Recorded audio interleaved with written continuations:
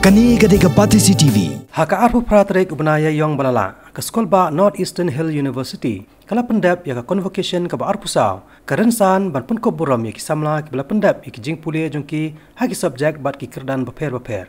Hakani ka convocation, hakani ka kenti keladan prahajar khandai spa prop khandai ngot ki samla pulia ki bala pendap ya ki jing pulia jongki halaki jongki kerdan. Ya ki bala pun ko buram bat I certificate hakani ka sengi. Hakani ka sengi khrau jongki samla ki bala pendap ya ki jing pulia jongki Laidan rangkat ru wainiki he jongkatnat National Institute for Transforming India Ayog jongka sarkar pedeng Dr. Vijay Kumar Saraswat. Ubolong ru wainiki khrau perkhat jongkari India. Ubalayo ya kusnam Padma Bhushan. Nakini baro ki blayo buram hakani kesngi. Praspa live khandai ngot ki samla ki dai ki bla pendap ya ka postgraduate. Nyo hajar khandai spa nyo pesan ngot ki bla pendap ya ka graduate. Sispa arpa prangot ki bla pendap ya ka jing pulia PhD bat sau penyongot Haka Master of Philosophy nek MPhil. Northeast is the priority of the Government of India. Development in all sectors, whether it is science, technology, agriculture, or health or education, are the priorities. Building a great infrastructure which will ensure mobility, development of industries, development of a harmonious relationship among all sectors of the society are the priorities. And I think in this respect, Government of India's efforts to have a ministry to look at it, which various programs which are being initiated in the last 2.5 years to 3 years are to be reckoned with. I'm sure with the help of the hard work, the kind of motivation the people of this region have, we will convert this part of our country very developed sector. Hakani ke juga sengi baka skol ba nehu kala pelong ya convocation. Haka pon mestap haswa ban sedang ya kini ke jelang ki samla puri jong kini ke skol ba ki bah po ke seng Northeastern Hill University Students Union. Kila pelong ya ke jing ki ke bakansan klempen bana lupa.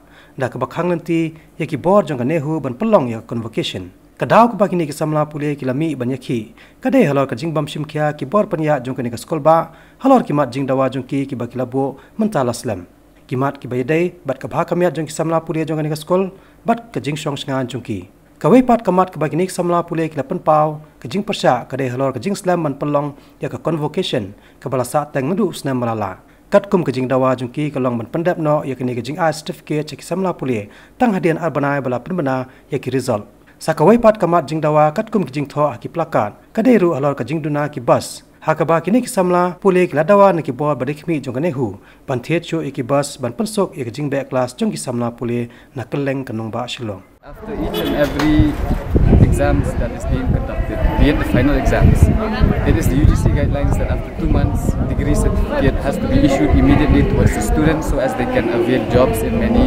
sectors of the economy or the country. But the problem that we are facing here today is that just because a chief guest from New Delhi cannot attend to the convocation which was supposed to be held last year, they have postponed it to this year in the month of April.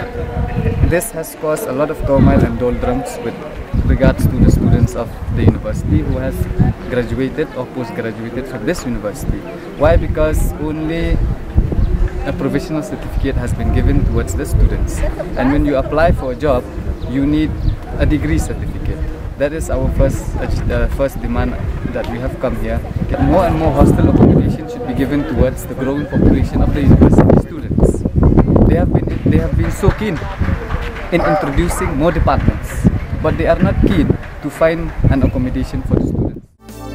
Kani gade kapati CTV.